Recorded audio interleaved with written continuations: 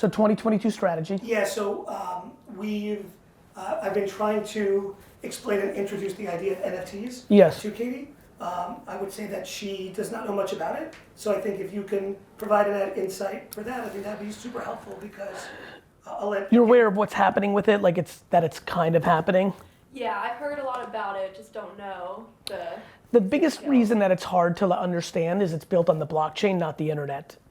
And so like that in itself is what, just like everyone struggled with the internet long before you were born, and everyone's like, what the fuck? Like, what do you mean the internet? Like, what do you mean buying stuff? Like all the stuff that we went through. Most people don't understand the concept of owning something digitally. Right. Like you couldn't do that on the internet. And now you can, and it can be proved, and you can't right click it and save it and all the jokes that people make, and it will happen. And so, but what's interesting about it is every NFT has the ability to also be a contract. By nature, it's a contract. I own this. This is mine. But you can do more things on it. So, for example, influencers, I think, are going to really create collectibles and pieces of art that also underneath in the contract have access, whether virtually or in person. So all of a sudden, the cliche meet and greet that used to have a price point or autograph or things of that nature can now be sold as an NFT to even be the pass instead of a QR code or a bracelet or an email confirmation.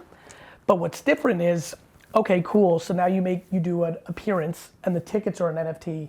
Where it gets crazy is, okay, so that happens, and sure, somebody could have paid you $20 for a confirmation email with a QR code or be on the list, or they buy a $20 NFT and then they connect and they prove that it's them and they come in.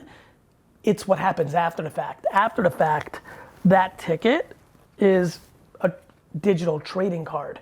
So if somebody then sells that for $50 or $1,000 or $1 or $1 million, you as the issuer of the NFT are getting a royalty. Okay. So what NFTs does is puts everybody basically into the music business where they get royalties, except the economics for the human are so much greater than they were when somebody would sign a record deal. You're getting all of it or the majority of it instead of a small sliver of it. So think of the NFT less as a piece of art or a collectible, because you may not want your face on a collectible. Like you could want it, you might not want it, both are fine. It's more of what does it trigger? It can represent something else, and that's the biggest economics to an influencer. I mean, the you in 7 years, like exploding in a year, NFT infrastructure is gonna make Spotlight and brand deals look amateur hour, financially as a business. Wow. Other than, being a model and a comedian in early Instagram was a better advantage than being a publisher. Being a writer on blogging was better than a TV personality type was better on YouTube. On Twitter, quick wit or short communicator was better. Vine was like super micro comedian. Like every time there's a platform, there's almost like a different skill set required. With NFTs, the influencer has to be incredibly focused on bringing value forever to the community around that NFT, which is a huge challenge because most influencers are transactional. And there's a lot more business strategy to launching a successful NFT project.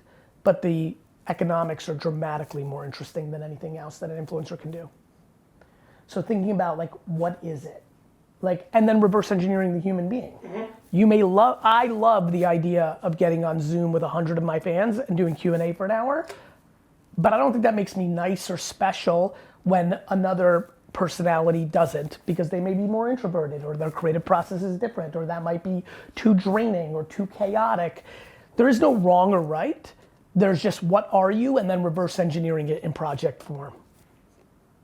Right? Like, it might be scary for you to do physical meet and greets, right? As a younger woman, like that I won't think about. That's okay. That's just the reality of, but you may love cooking and you want to go into that realm and you decide your NFT project's around that, and that gives everybody access to the virtual cooking with you. So it's an avenue for expansion outside of what you represent today for NFT form as well. So that's another thing to think about.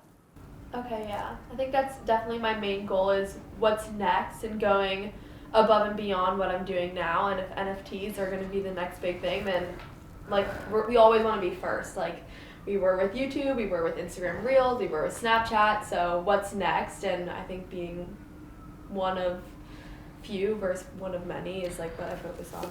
I think that's right, and I think that not being crippled, you know, being first is all relative too. Right. Like how you two defined being first on those platforms.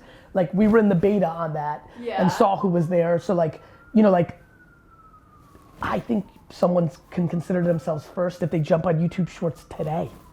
It's just still early, It is still early. right? You know, so, you know, I think, you know, I had 1 million followers on Musical.ly before it was TikTok. Yeah. So like what is first, I think is a great mentality, but remember that the two of you are the subjective judge and jury on whether you were first or not. Yep. NFTs, are you first? I mean, there's a trillion projects out there, but 99% of the world doesn't know yet. Yeah. So you can be first. I think forget about first a little bit, even though it's so much of the identity. Like that to me is a good strategy more than I think the two of you should think of it as an identity. Okay. Because what's gonna really matter is best for community. Right. It's great to always be first. Yeah. It's my career. Yeah. But I wasn't first on Instagram because it was too much about photography for the first 2 years. And then I got busy with VaynerMedia. But when I decided to get serious about Instagram 7 years in, 6 years in, whatever the math is, I did it better. And so I was able to still be majorly successful. I think don't underestimate that aspect of it as your identity gets formed on it. And then really, really think about best for community. Like what's in it for them? Right, connecting with. Yeah, like literally every single thing you do, like forget about even like that kind of like the cliche, like forget about like that sentence, like truly the mentality of like, why is this good for them? And they could be the lightest weight mundane thing because they think I'm pretty smart, this is access to the sidelines. It could be anything. But if you always think about that, you've got real chance for longevity. What we are finding very unique on YouTube in particular with Shorts is that it is converting definitively to subscribers. Of course. Which when we first started to activate on Shorts, not to say that I'm 100% surprised with it, but it was great to see that it wasn't just views, but that those that were watching were going out of their way to click the subscribe button, which I think you always hope for that, but sometimes you don't see that. Sometimes you see the views, but you don't see those that are clicking. That's because YouTube is built on decades now at this point of subscriber DNA, even more so that for TikTok, the concept of following an account is much more foreign because your For You is doing it for you. Like literally doing it for you. So as you know, you and your contemporaries are just not as fast, even if they think something's awesome, to be like, oh, I'm gonna follow this person, even less than Instagram or Twitter. Because the For You's doing the work. Whereas in YouTube culture, the psychology of that same kid is I like this room, this game, this world is so built on subscribe.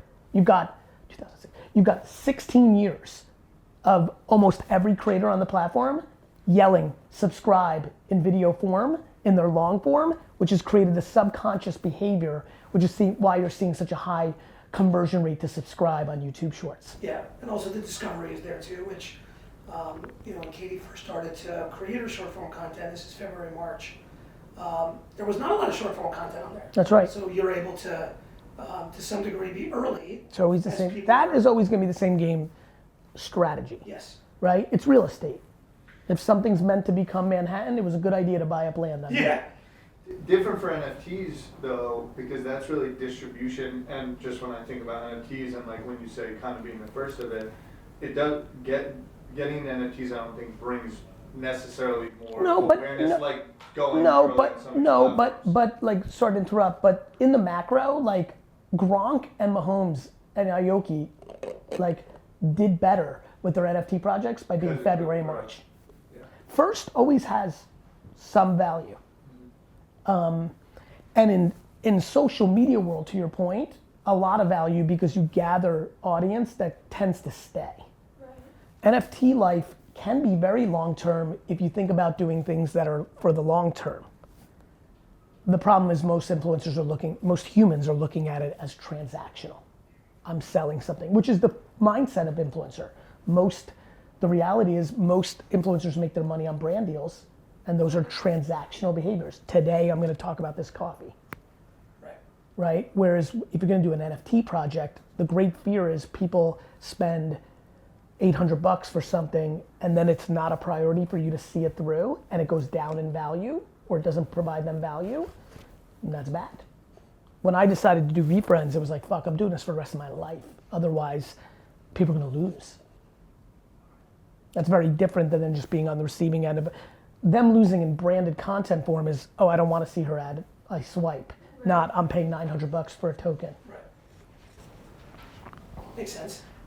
I don't know, Katie, you want to speak to, look, it's interesting that you say brand deals only because the way that we approach it is, I'm not going to say it's unique, but it is a little bit different.